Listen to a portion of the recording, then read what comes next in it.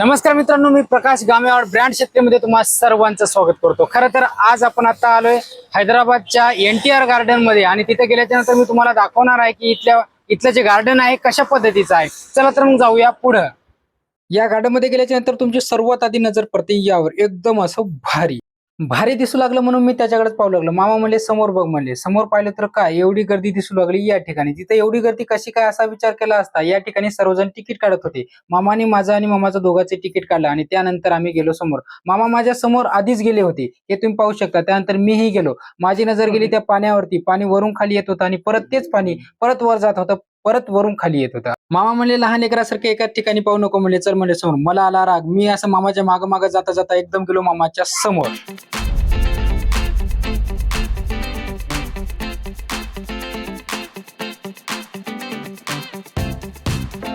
समोर गेल्याच्या नंतर माझी नजर पडली या धुव्यावरती। अरे बापरे, असा कसा धुवा आला म्हणलो। त्यानंतर मला समजलं की हा धुवा नसून हा आहे पाण्याचा फुवारा। चला तर मग थोडीशी नजर त्यावरती मारूया।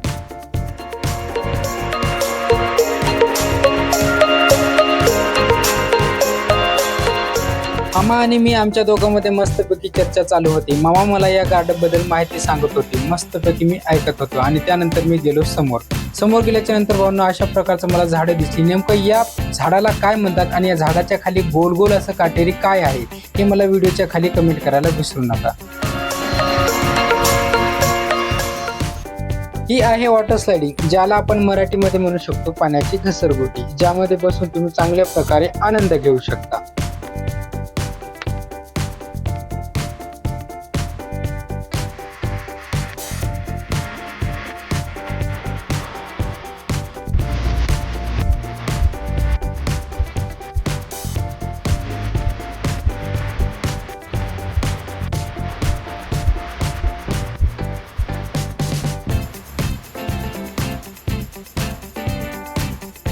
या वॉटर स्लायडिंगची डिझाईन पाहून आम्हालाही वाटलं की यामध्ये बसायला पाहिजे, म्हणून मी आणि मेवना आम्ही दोघांनीही तिकीट काढले आणि त्यामध्ये बसून आम्ही मस्तपैकी एन्जॉय केला।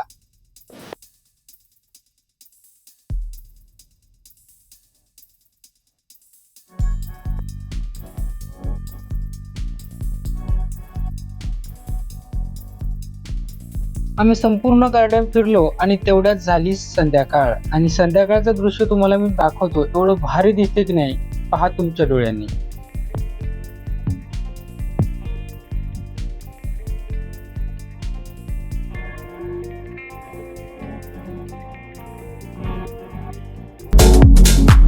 हा जर ब्लॉग तुम्हाला आवडला असेल तर लाईक करायला विसरू नका। चला तर मग भेटूया आपण अशाच एका नवीन व्हिडिओ सोबत, नवीन ब्लॉग सोबत। जय जवान जय किसान।